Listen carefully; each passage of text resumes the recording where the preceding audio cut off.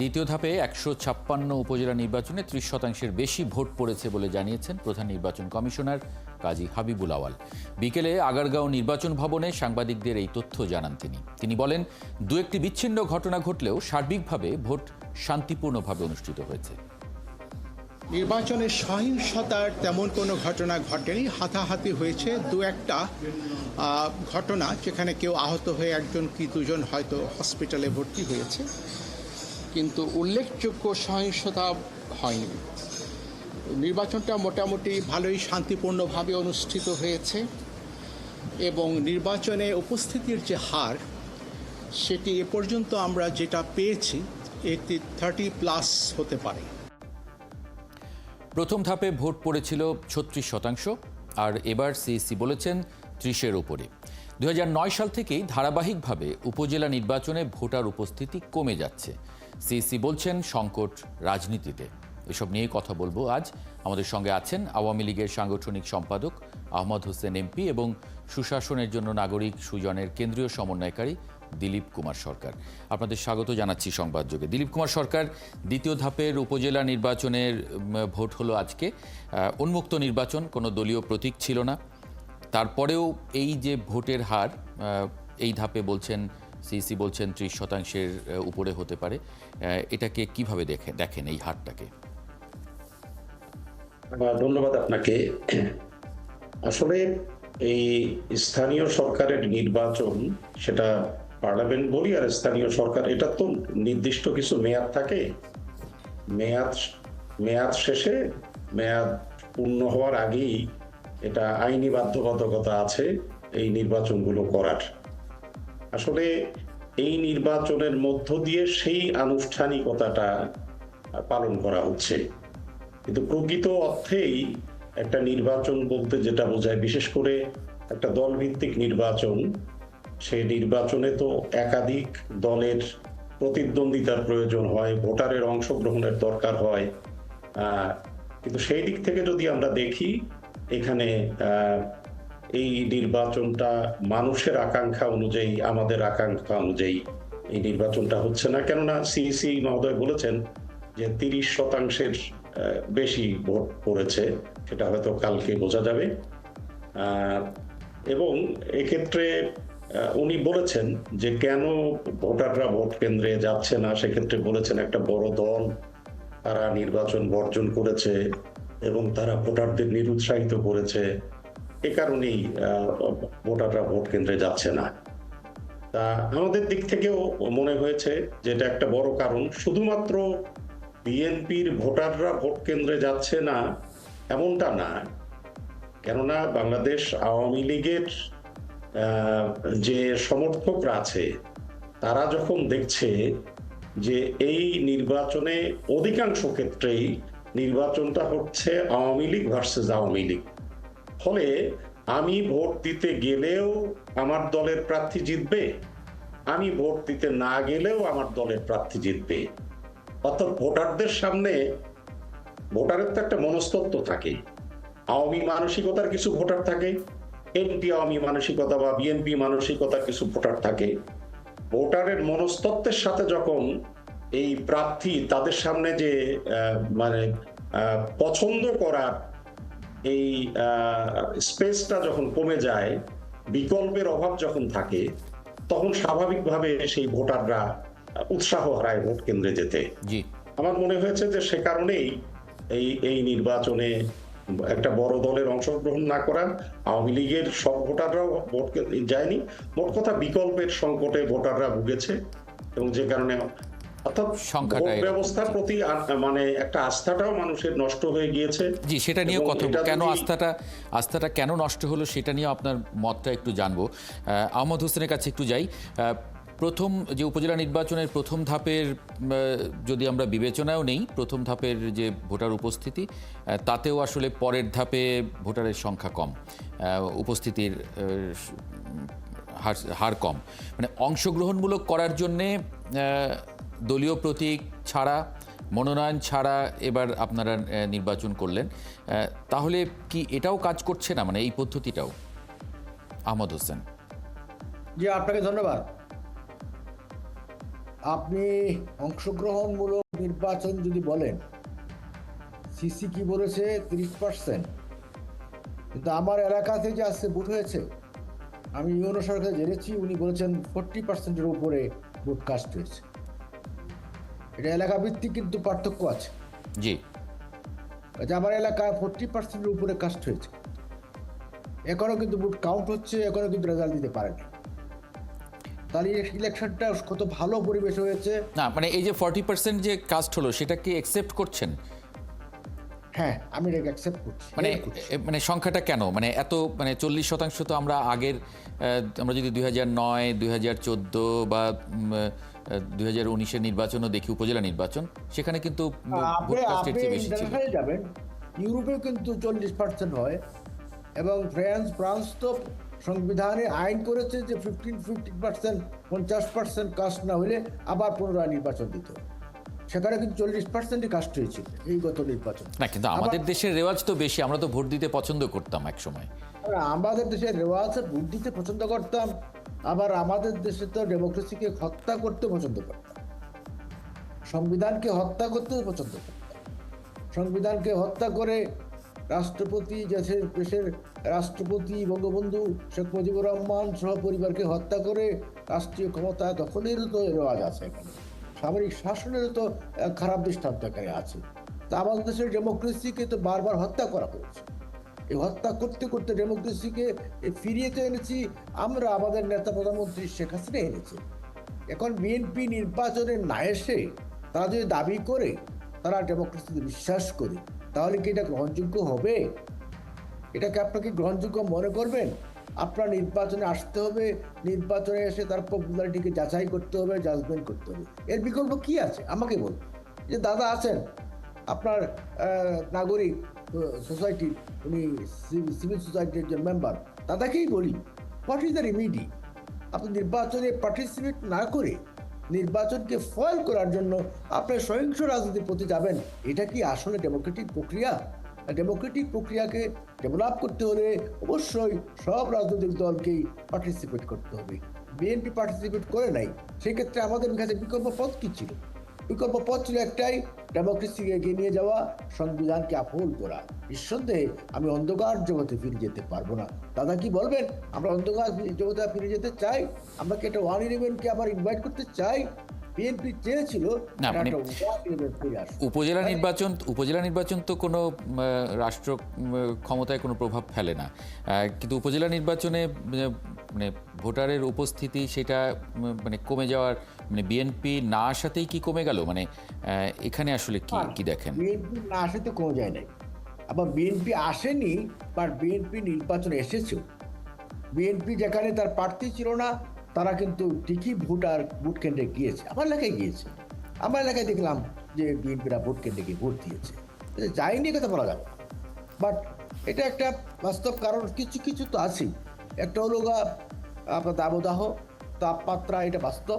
Secondly, আমি যখন telephone করলাম কি ভোটার আসতেছে না কেন, ওই বাড়িতে আছে বা জমিনে আছে, ধান কাটতেছে বা ধান শুকাচ্ছে, এখন আস্তে আস্তে আসবে আর কি। না মানে আপনিও এটা নোটিস করেছেন যে ভোটার মানে আসতে দেরি করছে, আসলো না কেন, সেটা আপনার নজরেও পড়েছে? জি জি। দিলীপ কুমার সরকার, মানে এবারে 2 ধাপের যে ভোটার উপস্থিতি সেটা তো হতাশাজনক বলেছেন সিইসি, মানে নানান গণমাধ্যমে সেগুলো এসেছে। না এমনকি 2009-এ আমরা দেখেছি যে 67% ভোট পড়েছিল উপজেলা নির্বাচনে, 14-তে পড়েছিল 61% এবং 19-এ পড়েছে 41%। আমরা যদি ধারাবাহিকভাবে দেখি ভোটারের উপস্থিতি কমে যাচ্ছে আগের বছরের তুলনায়, পরের বছরগুলোতে ক্রমাগতভাবে এই ভোটারের উপস্থিতি কমার আসলে কি কারণ দেখেন? না, ওই যে মূল বিষয়টা যেটা বললাম যে মানুষের আস্থাটা নষ্ট হয়ে যাচ্ছে। যে ধরনের নির্বাচন হচ্ছে, অর্থাৎ একটা নির্বাচনের তো কিছু পূর্ব শর্ত থাকে, তা সেই পূর্ব শর্তগুলো যথাযথভাবে পালন করছে না। বিশেষ করে নির্বাচনটা আসলে কি, নির্বাচনটা জনগণ তার প্রতিনিধি বাছাই করবে, যে প্রতিনিধিরা দেশ শাসন করবে, যে প্রতিনিধিরা বিভিন্ন সেবামূলক প্রতিষ্ঠান পরিচালনা করবে, এবং তারা প্রতিনিধি নির্বাচন করবে তাদের স্বার্থে। সেখানে অনেকের মধ্য থেকে তারা প্রতিনিধি বাছাই করবে। এখন সেই জায়গায় তাদের পছন্দ করার মতো যথেষ্ট বিকল্প যদি না থাকে, তা সেক্ষেত্রে তো তারা স্বাভাবিকভাবে নিরুৎসাহিত হবে। সেই ঘটনাটাই এখন ঘটছে এবং আহমেদ ভাইয়ের বক্তব্যের প্রেক্ষিতে আমি বলছি যে এই অবস্থাটা তো চলতে পারে না। আসলে এইভাবে যদি ধীরে ধীরে কমতে থাকে, এটা গণতন্ত্রের জন্য একটা অশনি সংকেত। সেজন্য আমরা আগে থেকেও বলছিলাম, জাতীয় নির্বাচনের আগে থেকেও আমরা বলছিলাম পলিটিক্যাল পার্টিগুলোকে, বিশেষ করে আমরা ক্ষমতাসীন দল সরকার তাদেরকে বলেছি যে দয়া করে আপনারা আলোচনায় বসুন, সব দলকে নিয়ে আলোচনায় বসুন, আলোচনায় বসে আপনারা অন্তত একটা সেটেলমেন্টে আসুন, সমঝোতায় আসুন, সবাই মিলে যাতে নির্বাচন করা যায়। সেই সময় আমরা দেখেছি যে দুই পক্ষই অনর অবস্থানে।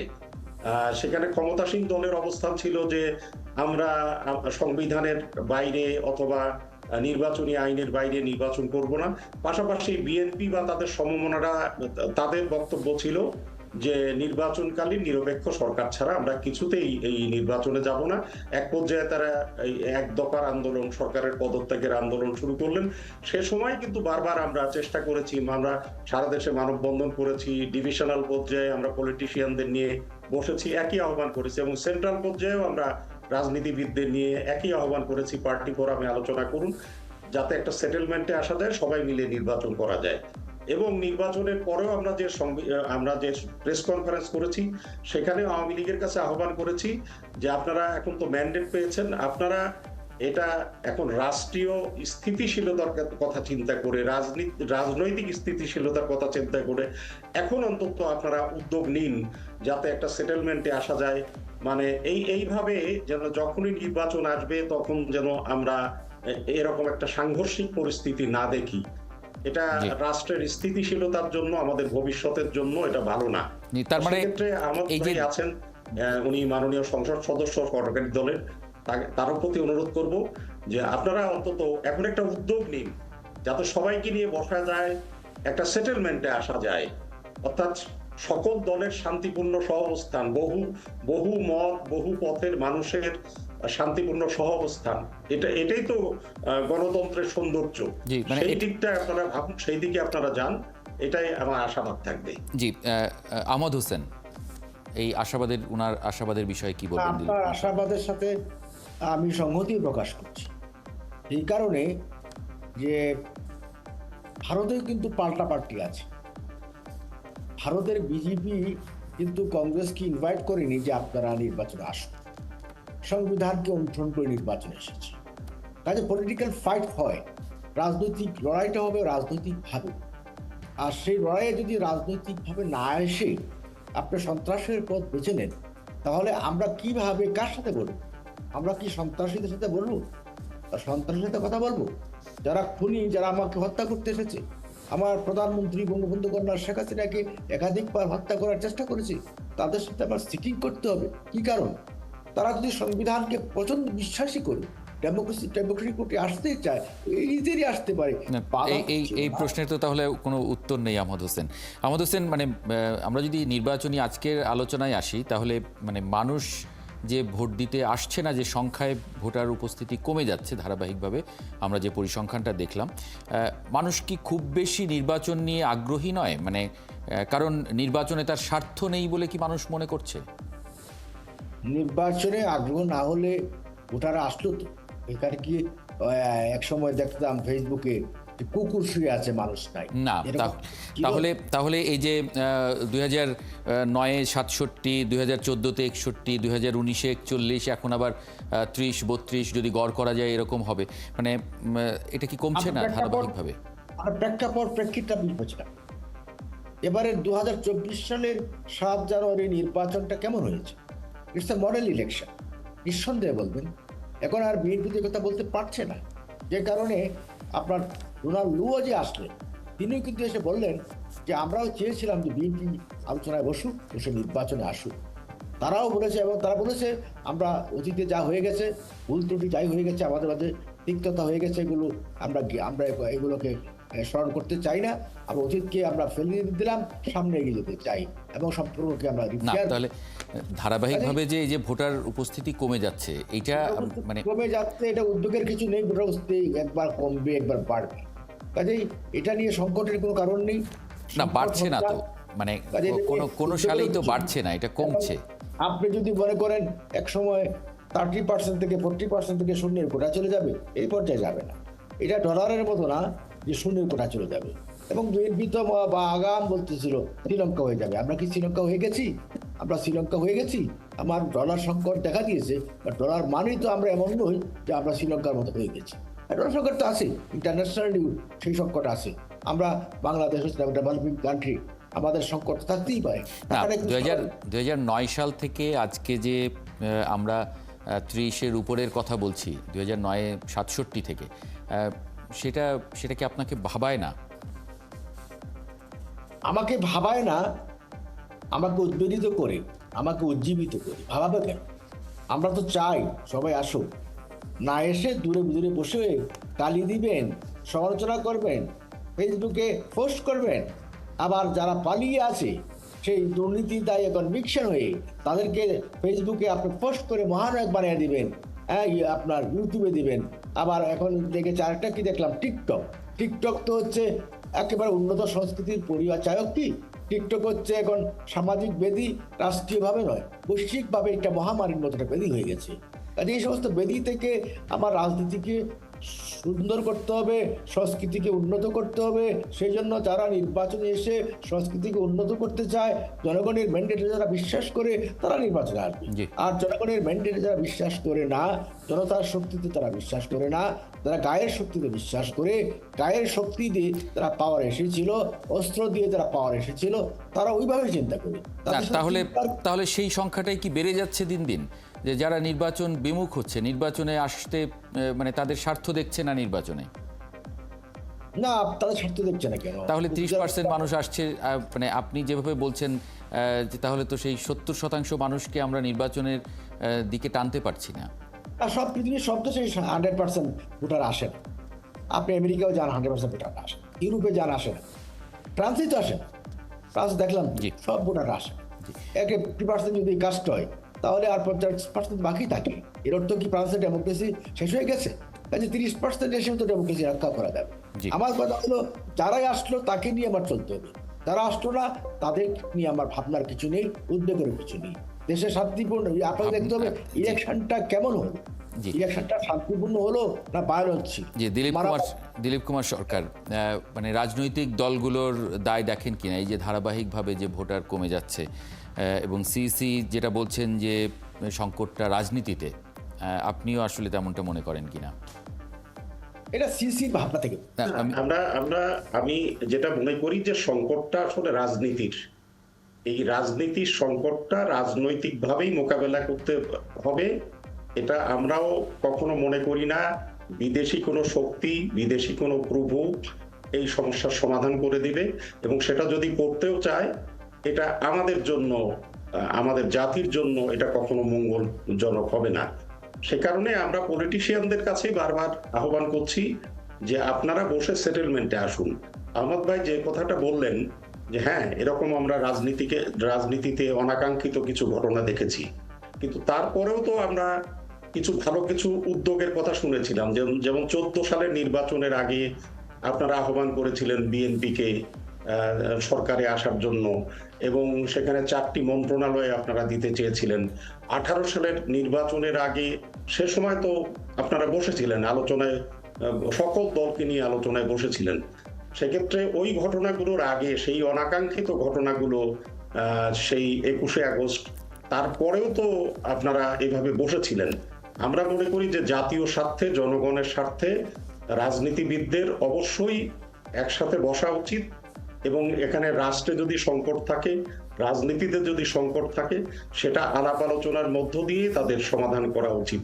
এবং যে জাতি গর্ব করে বলে যে আমরা 71 দীর্ঘদিন জাতিগতভাবে লড়াই সংগ্রাম করে 1971-এর অনেক প্রাণের বিনিময়ে, রক্তের বিনিময়ে আমরা দেশটা স্বাধীন করেছি, আমরা মাথা উঁচু করে এই কথাটা বলি, এবং সেই জাতি এই প্রতি 5 বছর পর পর এই নির্বাচন আসলেই একটা সংকটে নিমজ্জিত হবে, এটা তো খুব মানে এইটা কোনো পজিটিভ দিক না, ইতিবাচক কোনো দিক না। জি। অতএব এটা পলিটিশিয়ানদের ভাবতে হবে এবং তাদের সংকট বলেই মনে করতে হবে, সংকট সমাধানের জন্য উদ্যোগ নিতে হবে এবং সেই উদ্যোগটা নিতে পারে ক্ষমতাসীন দল এবং সরকার, এবং তারা এই উদ্যোগটা নিক এবং এই সংকটের সমাধান হোক।